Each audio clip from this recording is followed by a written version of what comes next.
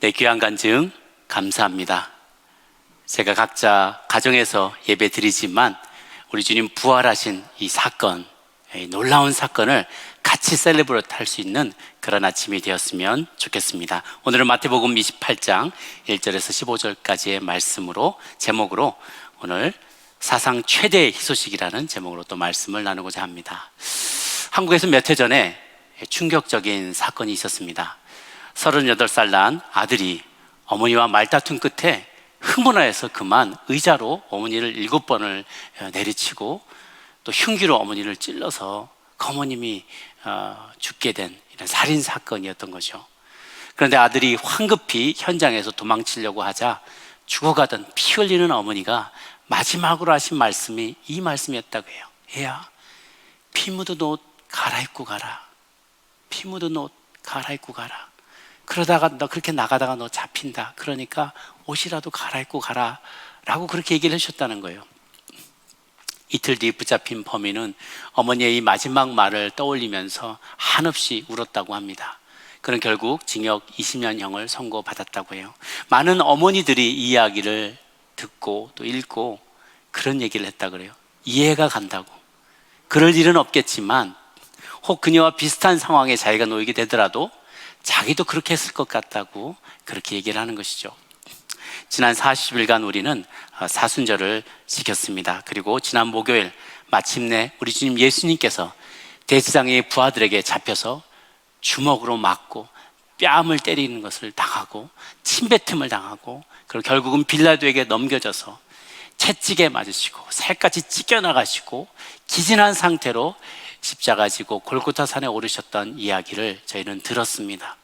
사실 우리 예수님은 목수 출신이셨기 때문에 보면 핸디맨이셨어요. 연약한 분이 아니라 약골이 아니셨어요. 다부진 체격에 나무도 통나무도 많이 날라보셨을 겁니다. 그런데 얼마나 채찍에 심하게 맞으셨는지 그래서 기진하셔서 십자가를 지고 갈보리산으로 올라갈 때 여러 차례 길에서 쓰러졌다고 해요. 그리고 마침내 십자가에 매달리시자 그분은 자기를 못 받고 조롱하는 자들을 바라보며 주님께 간구하였습니다. 주님, 저들을 용서해 주옵소서. 자기가 하는 짓을 알지 못하나이다 라고 간구하셨던 거예요. 저들이 누굽니까?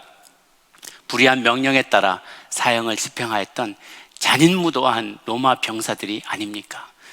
그들은 불의한 명령에 따라서 사형을 집행하면서 조금의 자비도 없이 예수님의 옷을 벗겨서 제비 뽑아 가졌던 그런 사람들이에요.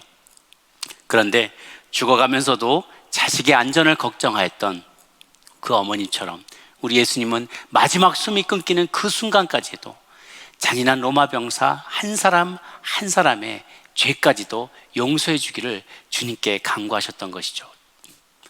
그것이 얼마나 큰 사랑인지요. 사람들은 예수님이 그렇게 죽으시면 모든 것이 끝나는 줄 알았습니다.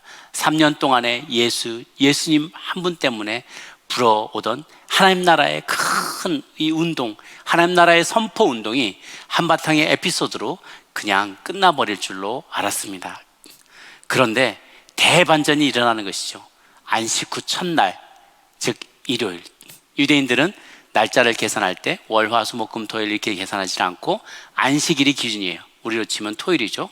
안식 후 첫날은 일요일, 둘째 날은 월요일, 셋째 날은 화요일. 이렇게 첫날, 둘째 날, 셋째 날 이렇게 카운트를 했습니다. 그래서 안식 후 기준이 되는 안식일 후 첫날, 즉 일요일, 주일 이른 새벽에 막달라에서 온 막달라 출신의 마리아와 다른 마리아, 아마도 야고보와 요한의 어머니인 것으로 알려져 있는 그 다른 마리아가 무덤을 찾았을 때 천사가 그 무덤의 돌을 굴려서 열고 예수님은 더 이상 여기 계시지 않는다, 그리고 부활하셨다라고 말한 이야기를 듣게 되는 것이죠. 사실 이후에 예수님의 행보를 보면 굳이 돌을 굴려 놓을 필요조차도 없었던 것을 우리는 알게 됩니다. 왜냐하면 주님은 부활하신 몸, 새로운 몸을 입게 되셨기 때문에 돌이 가려있건 막혀있건 그러지 않건 열려있건 상관없이 나오실 수 있었지만 제자들이 부활하신 주님을 확인할 수 있도록 그렇게 굴려 놓으신 것이죠. 그뿐 아니라 여러 복음서의 진술을 종합해 보자면 예수님은 주일 낮 즈음에 엠마오로 향해 걸어가던 익명의 두 사람의 익명의 제자들에게도 나타나십니다. 자신이 고난을 받고 영광에 이르게 될 것이 구약에 예언되어 있지 않느냐, 왜 이렇게 더디 믿느냐, 그러면서 믿음이 없는 자들라고 하면서 그것을 자세히 풀어주십니다.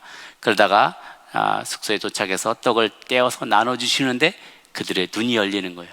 그분이 바로 부활하신 예수님인 것을 알게 된 것이죠. 엠마오로 가던 이 제자들은 다시금 부랴부랴 예루살렘으로 돌아와서 내가 부활하신 그분을 만났다라고 하니까 베드로도 방금 전에 그분을 만나고 돌아왔다는 거예요. 또 주일날 저녁에 즈음에는 마가의 다락방에 다 제자들이 모였는데 도마만 뺀 10명의 제자들이 다 모였을 때 예수님이 자신의 모습을 드러낸 것이죠. 또 8일 뒤에는 도마까지 포함한 11명의 제자가 다 모여 있을 때 주님께서 나타나신 것을 또한 기록하고 있습니다. 그리고 갈릴리 바닷가에 주님께서 나타나셔서 마지막으로 지상대명령을 전달하시고 40여 만에 승천하신 것을 성경은 기록하고 있습니다. 실상 고대 문헌들과 현대 무신론 학자들도 예수님이 이 땅에 계셨고 가르치셨고 또 고난받고 십자가에 죽으시고 무덤에 묻히셨다는 것을 공히 인정하고 있습니다. 그러나 문제는 뭐냐면 그 다음에 어떻게 되었냐는 거예요. 오케이, 그분은 여기 사셨던 거, 걸어다니셨던 거, 이런 말씀을 하셨던 거 맞아. 그리고 빌라도 법정에서 사형 선고를 받고 돌아가신 건 맞아. 십자가에 못 박은 것까지는 다 인정을 해. 그러나 그게 끝이었다는 거예요. 세상의 문헌들은 거기까지만 이야기해요. 백성의 지도자들은 병사들에게 보고를 받고는 뇌물을 주면서 자기들이 지키다가 잠든 사이에 제자들이 와서 예수님의 시신을 훔쳐가지고 달아났다라는 소문을 내게 했다는 것이죠. 오늘 본문에 그렇게 쓰여 있습니다. 그러면 예수님이 실제로 부활하셨다는 것을 사실 우리가 그 자리에 있지도 않았고 2000년 전 그 자리에 있지도 않았고 볼 수도 없었는데 우리가 어떻게 그 사실을 믿고 확신할 수 있다는 말입니까? 오늘 그 말씀을 나누고자 해요. 그 증거로 저는 첫 번째 가장 중요한 증거로 순교한 제자들을 꼽으려고 합니다. 살아남은 제자들이 부활의 메시지를 증거하기 위해 11명 모두 자기 목숨을 내어놨다는 사실. 사도 요한은 마지막까지 마리아를 지키며 살아남았죠. 그러나 남은 11명은 모두 다 부활의 메시지를 증거하기 위해 자기 목숨을 내어놨다는 거예요. 이것이 부활의 어쩌면 가장 중요한 증거가 된다고 저는 믿습니다. 어느 누가 진실이 아닌 내용을 주장하기 위해서 자기 목숨을 내어놓겠냐는 거예요. 그들이 죽음을 두려워하지 않고 담대히 복음을 전할 수 있었던 비결은 믿는 구석이 있었기 때문에 그래요. 믿는 구석이 있었기 때문에 주님 부활하신 이야기를 계속 전파하다가 동료들이 붙잡혀 죽는 것을 보았습니다. 거꾸로 십자가에 못 박히고요, 창에 찔려 죽고요, 살갗이 벗겨지고요, 어떤 분은 톱에 의해서 온 사지가 절단되어서 죽게 되는 이런 끔찍한 운명들을 맞는 것을 볼 때 이러다가 나도 죽을 수 있겠구나라는 생각을 왜 안 했겠습니까? 그런데 가만 생각해 보니까 죽더라도 갈 곳이 있는 거예요. 이 땅에서의 삶이 끝이 아닌 것을 확신하게 되는 것이죠. 그렇기 때문에 어떠한 죽음의 위협 앞에서도 담대할 수 있는 담력이 생겼던 것입니다. 그들은 시편 110편에 다윗이 자신 뒤에 오게 될 후손에 대해서 예언한 내용을 모두 다 기억하고 있었고 그것이 사실임을 확신하고 있었습니다. 시편 110편에 보면 그러니까 다윗이 자기가 자신의 주에게 하나님이 내 주에게 말씀하시기를 하면서 하나님께서 내 주에게 이야기하신다는 내용이 나와요. 너는 내가 너의 원수를 너의 발에 풋스툴, 발 밑에 스툴로 만들어버릴 때까지, 굴복시킬 때까지 너는 내 우편에 앉아있으라 라고 말씀하시는 내용을 다윗이 예언처럼 이야기를 합니다. 그런데 본인의 후손임에도 불구하고 마이 로드라고 불리는 것으로 보았을 때 예수님은 다윗의 후손으로 그의 핏줄로 태어나게 되지만 그저 그의 자손이 아니라 하나님의 아들과 같은 분, 하나님의 아들과 같은 메시아로 우리와 인간과는 신분이 다른 분으로 오시게 될 것을 예수님은 그리고 다윗은 그것을 믿었던 것이죠. 그리고 제자들도 그것을 믿었어요. 그래서 사도행전 2장 30절에서 32절을 보면 이렇게 얘기합니다. 미리 본고로 그리스도의 부활을 말하되 그가 음부에 버림이 되지 않고 그의 육신이 썩음을 당하지 아니하시리라 하더니 이 예수를 하나님이 살리신지라 우리가 다 이 일의 증인이로다 라고 얘기를 합니다. 심지어 예수님의 사후에도 그의 제자들 쫓아다니며 감옥에 가두고 심하게 핍박하던 바울, 이전의 이름 사울이죠. 그가 부활하신 예수님을 한상중에 만나고 나서는 180도 바뀌게 되었고 나중에는 신약 성경의 4분의 1에 되는 분량을 그가 써나가게 되고 이방 세계에 가장 많은 교회를 세우는 하나님의 종으로 대사도로 쓰임받게 되는 것을 우리가 보게 됩니다. 그것을 어떻게 설명할 것인가? 그가 실제로 부활하신 예수님을 만나지 않았다면 그 모든 인생의 변화는 불가능했을 거예요. 예수님을 만났다는 것 외에는, 부활하신 예수님을 만났다는 것 외에는 달리 그것을 설명할 방법이 없어요. 그러므로 예수님의 말씀에 순종하여서 자신의 생명을 내어놓고 복음을 증거한 순교한 제자들이야말로 예수님의 부활 사건의 가장 확실한 증인과 또 증거가 되지 않나 싶습니다. 두 번째는 부활 이후에, 주님의 부활 이후에 쓰여진 신약 성경들이 또 다른 증거가 됩니다. 만약 부활이 사실이 아니었다면 예수님의 하나님 나라 운동은 거기서 끝나고 말았을 것이에요. 누가 그 뒤로 예수님의 가르침과 고난과 부활에 대해 쓰고 그것을 읽거나 전하겠습니까? 자기가 살아나겠다라고 말하고 다녔는데 살아나기는커녕 죽은 이후에 깜깜무소식이었다면 누가 그 사실을 읽고 또 듣고 그것을 나누고 전하겠습니까? 그렇게 죽어버렸던 사기꾼에 대해 누가 일부러 시간을 내서 글을 썼겠으며 쓴다고 그 글을 누가 읽겠습니까?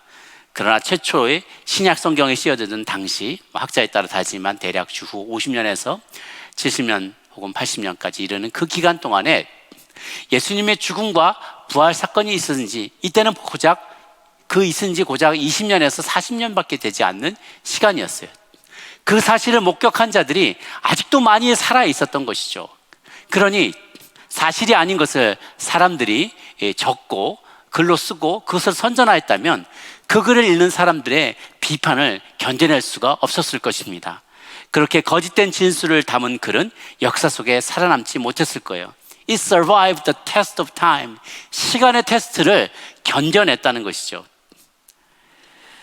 고린도전서 15장 3절에서 8절까지 말씀을 보면은 내가 받은 것을 먼저 너에게 전하였노니 이는 성경대로 그리스도께서 우리 죄를 위하여 죽으시고 장사 지낸 바 되셨다가 성경대로 사흘 만에 다시 살아나사 게바에게 보이시고 후에 12제자에게와 그 후에 500여 형제에게 일시에 보이셨나니 그 중에 지금까지 대다수는 살아있고 어떤 사람은 잠들었으며 그 후에 야고보에게 보이셨으며 그 후에 모든 사도에게와 맨 나중에 만삭되지 못하여 난 자 같은 내게도 보이셨느니라 라고 했어요.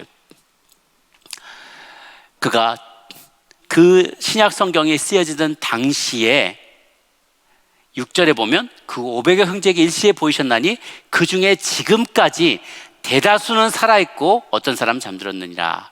예수님이 죽고 부활하신 사건이 있었던 그 당시의 일들을 목격한 대다수의 사람들이 지금 이 글이 마태복음이 쓰여지고 있는 지금까지도 대다수가 살아있다는 거예요.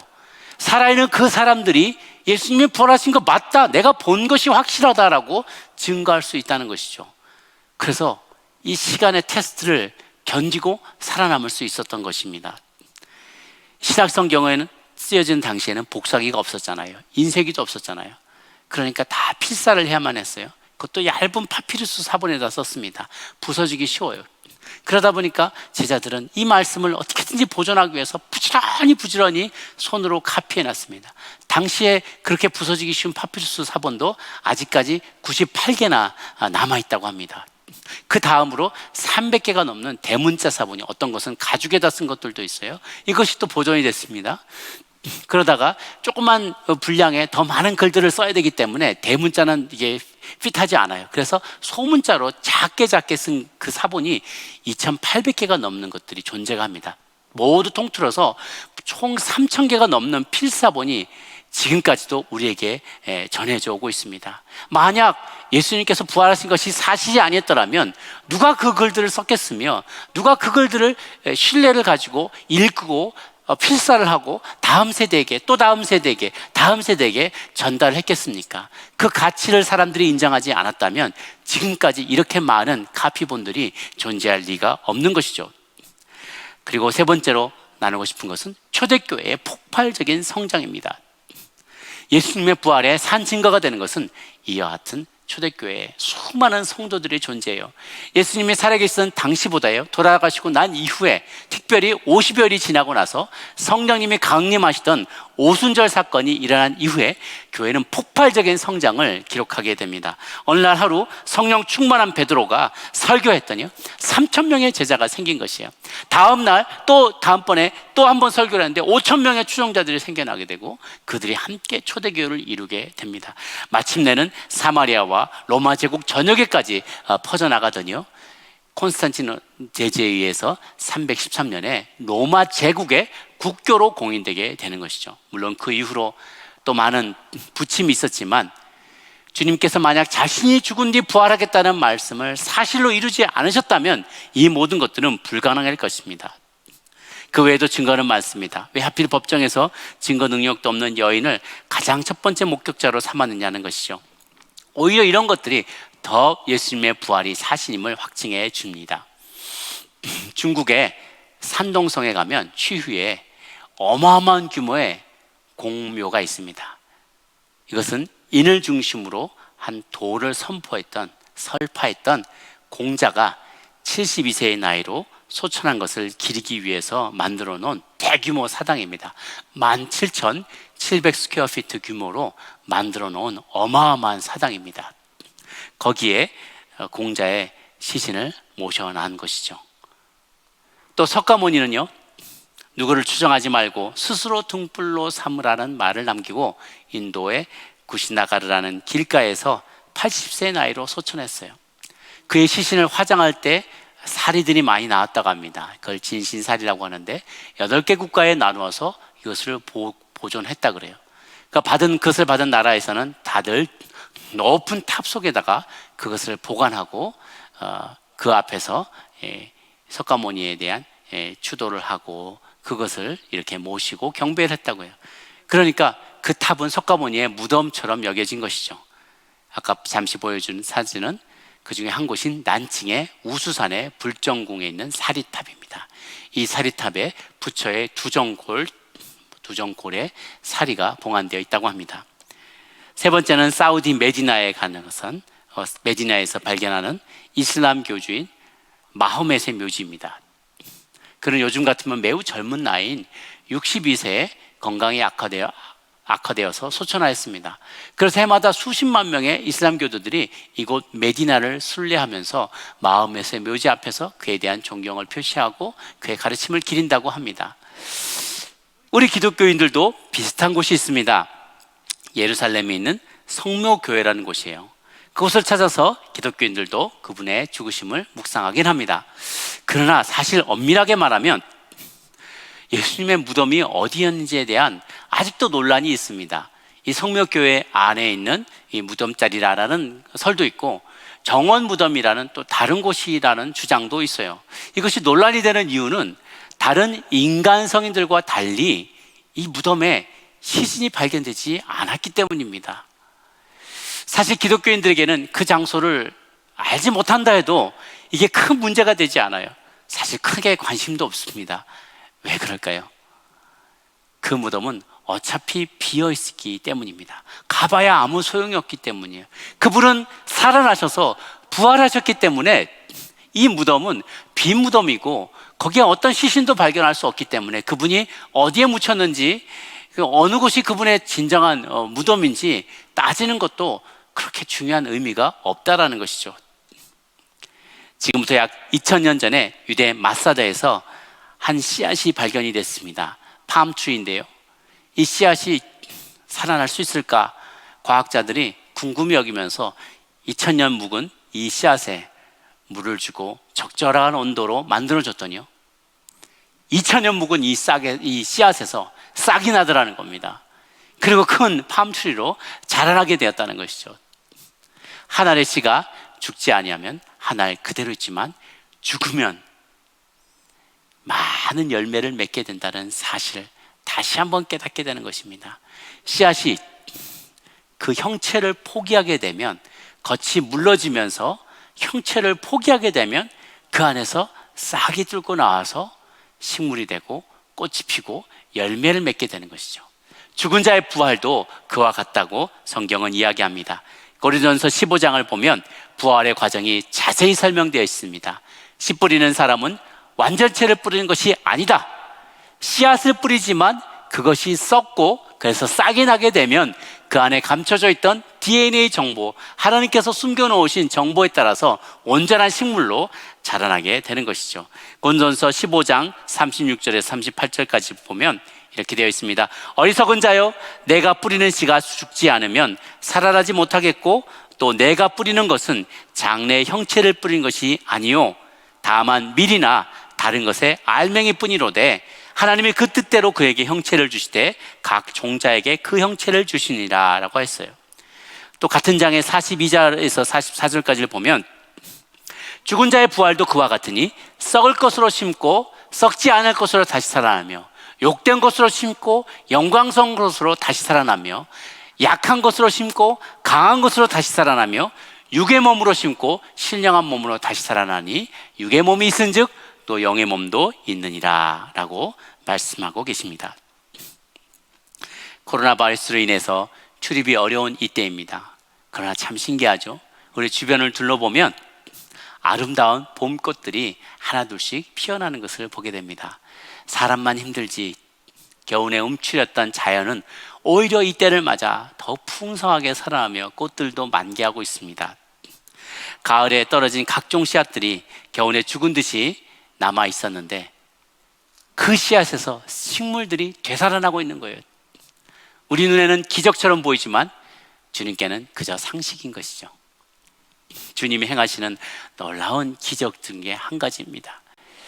죽음의 소문과 두려움이 온 지구를 뒤덮고 있습니다. 이때 부활의 기쁜 소식은 우리의 얼어붙은 마음을 녹여줍니다. 주님의 제자들이 죽음의 위협 앞에서도 담대할 수 있었던 것이 바로 이 부활에 대한 확신 때문이었던 것이죠. 여러분 가운데 여러분이 집안에만 계셔야 하는 성도이건 필수적인 사업장에서 일해야 하는 분이건 혹은 방역의 현장에 최일선에서 이 병마와 싸야 하는 사람이건 또 주님의 돌보심과 보호하심이 여러분과 여러분의 일터와 여러분의 직장을 꼭 지켜주시고 보호해 주시기를 간절히 소망합니다. 지금 우리가 당하는 고난은 우리가 지나온 날들을 돌아보게 해줍니다.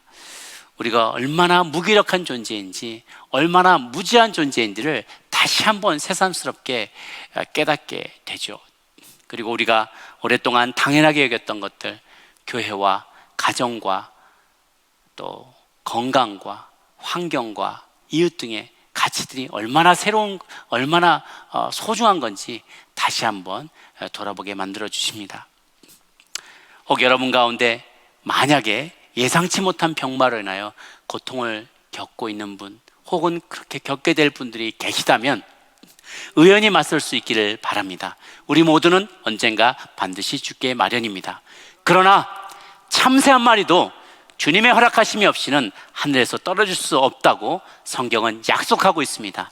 주님의 날개 아래 피하며 그분의 보호하심을 구하시고 환난 중에 인내와 연단과 소망을 키워나갈 수 있게 되기를 바랍니다. 여러분, 세상에서 가장 무서운 사람이 누군지 아십니까? 죽여도 살아나는 사람입니다. 넘어뜨려도 다시 일어나는 사람입니다. 예전에 홍수환 선수 아시죠? 7.8kg 유명한, 실제로는 4번 넉다운이 됐는데 5번째 일어나서 상대방을 한 번에 KO를 시켰던 선수로 유명하죠. 사실은 그 말씀이 성경에 나와 있습니다. 잠언 24장 16절에 대저 의인은 7번째 넘어질지라도 다시 일어나려니와 악인은 재앙으로 말미암아 엎드려 지느니라. 아무쪼록 여러분, 부활의 믿음으로 죽음의 공포와 싸워 승리할 수 있게 되기를 간절히 축원합니다.